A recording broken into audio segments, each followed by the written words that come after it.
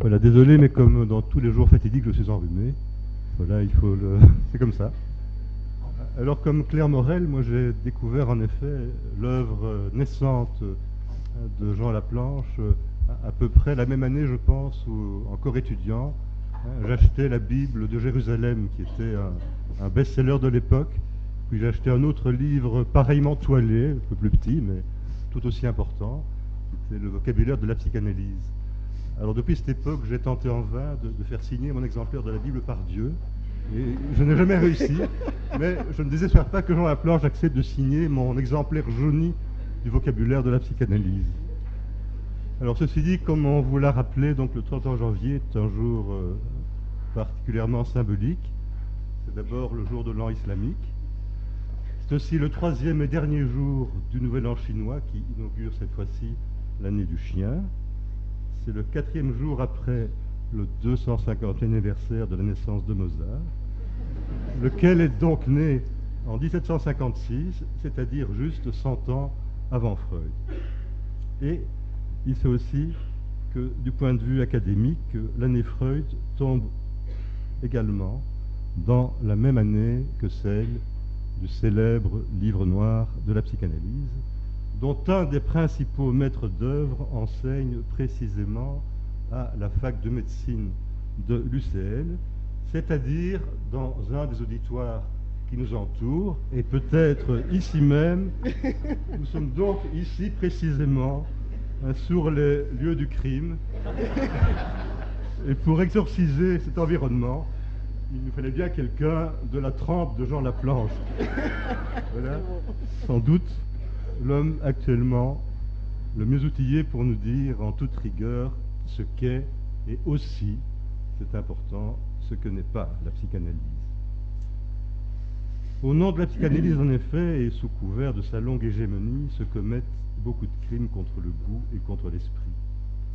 En réalité, une bonne partie du dit livre noir renvoie à la psychanalyse la monnaie de sa pièce et le reflet d'une prétention souvent méprisante, n'ayant d'égal souvent également que le manque de rigueur.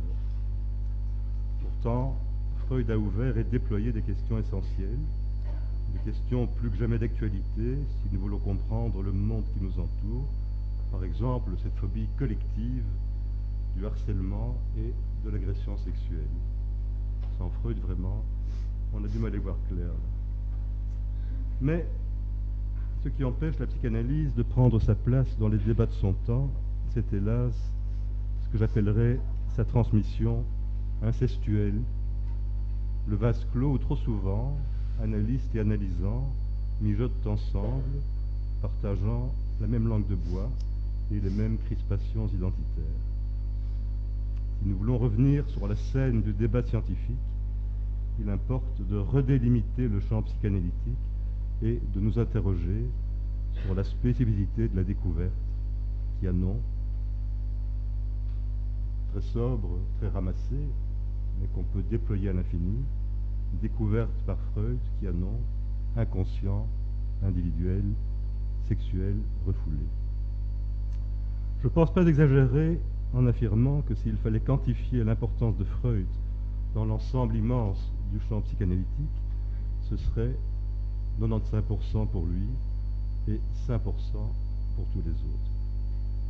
Et l'ennui, c'est que l'œuvre scientifique de Freud est aussi une œuvre profondément auto-analytique et à ce titre remplie de résistance, de choses trappes et même de réactions auto-immunes.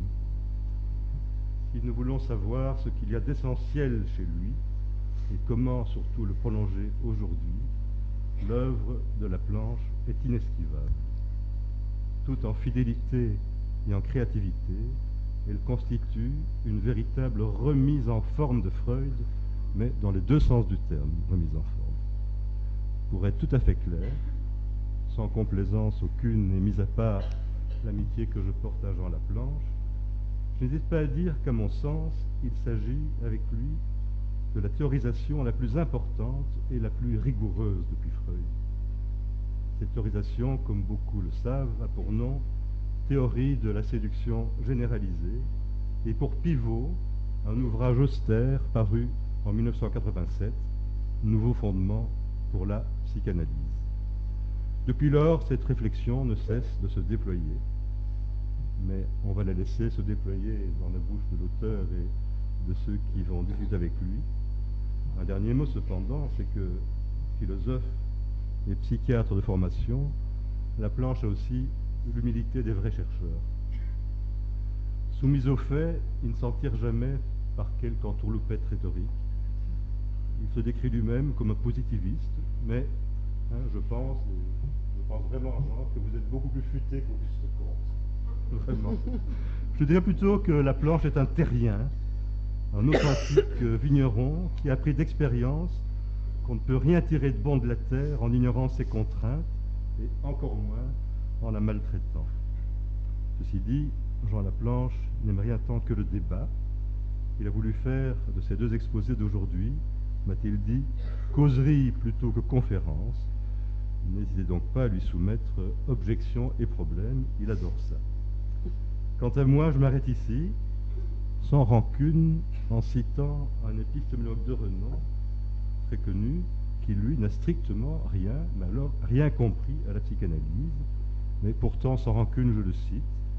Le seul moyen, dit Karl Popper, d'accéder à la science, c'est de rencontrer un problème, d'être frappé par sa beauté, d'en tomber amoureux, de lui faire des enfants problèmes, de fonder une famille de problèmes. Eh bien, mon cher Jean, j'espère de ce point de vue que vous nous direz où en est la famille psychanalytique et quels problèmes vous allez soutenir et agiter parmi nous.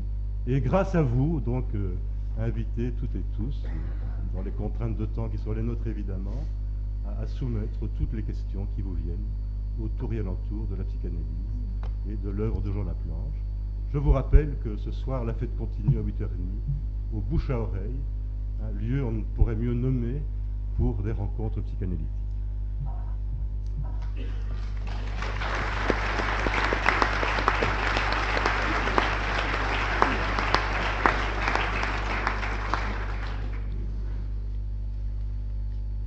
Bon, je remercie vivement les organisateurs de cette matinée et avant tout Francis. Je crois que le nom, je peux le mettre à plat. Et je remercie cet auditoire si nombreux que je n'ai pas convié à une conférence, énième conférence. J'ai fait pas mal de conférences qui sont devenues des articles, mais vous conviez à une espèce de causerie un peu plus débridée, encore que j'ai quand même quelques points de repère, je ne vais pas aller n'importe où, mais plutôt une causerie donc un peu à bâton rompu, et pour vous dire un peu où j'en suis actuellement.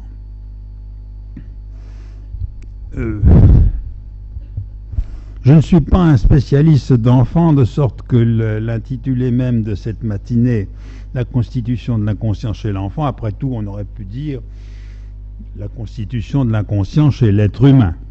Parce que si l'inconscient est constitué chez l'enfant, il est bien évident qu'il va persister dans l'être humain. Mais donc, pour moi, le problème est un problème anthropologique fondamental que celui de l'inconscient. Qu'est-ce que ma théorie? Ma théorie, c'est une réflexion. J'aurais bien du mal à la définir autrement.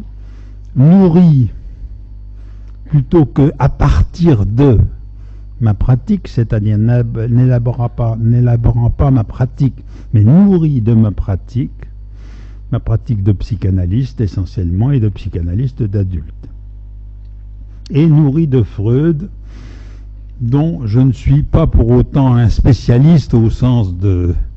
Je serais bien normal d'écrire une biographie de Freud, et que le Freud qui m'intéresse et qui me stimule est un personnage extraordinaire, c'est le personnage avant tout de ses textes.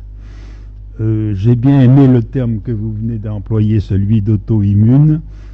j'ai employé le terme de fourvoiement. Il y a en effet des moments chez Freud qui ont l'air de véritables retours en arrière, mais il y a en même temps chez Freud une espèce de passion extraordinaire.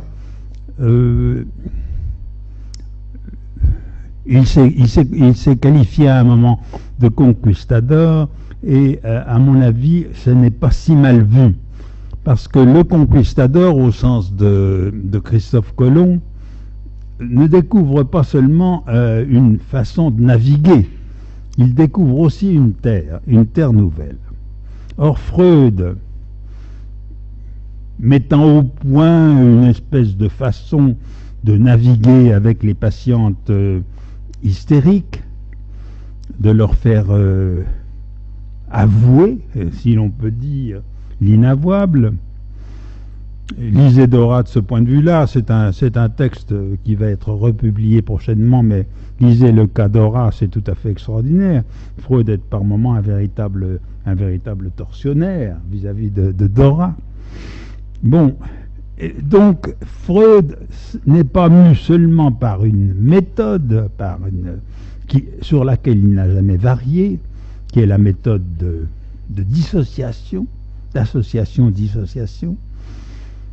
C'est aussi un découvreur d'une terre nouvelle, une terra incognita, et qui restera incognita malgré tout, parce que sa spécificité, dirais-je, c'est de rester incognita, c'est-à-dire, disons, l'inconscient.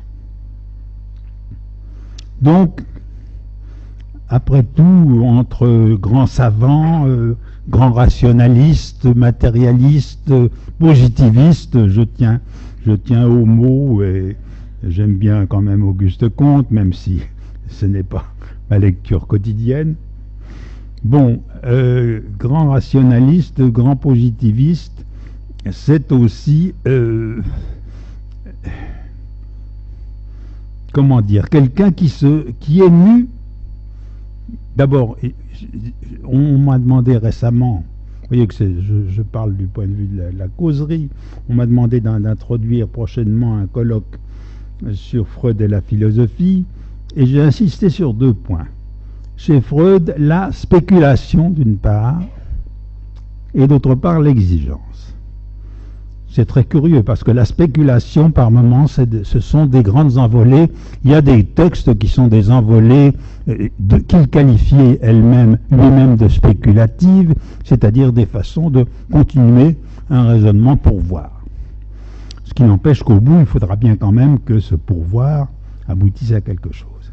Je pense notamment au texte au-delà du principe de plaisir qui se présente comme une spéculation. Et puis, mais surtout, l'exigence. Or, l'exigence, chez Freud, et c'est peut-être assez unique chez un savant, l'exigence, elle ne vient pas de lui, elle lui vient de l'objet. C'est l'objet qui est exigeant vis-à-vis de lui, c'est l'objet qui lui montre sans cesse la boussole, cet objet inconscient, que néanmoins il n'atteindra jamais et qui, à mon avis, ne peut pas être atteint jamais, c'est-à-dire ne peut être que reconstruit.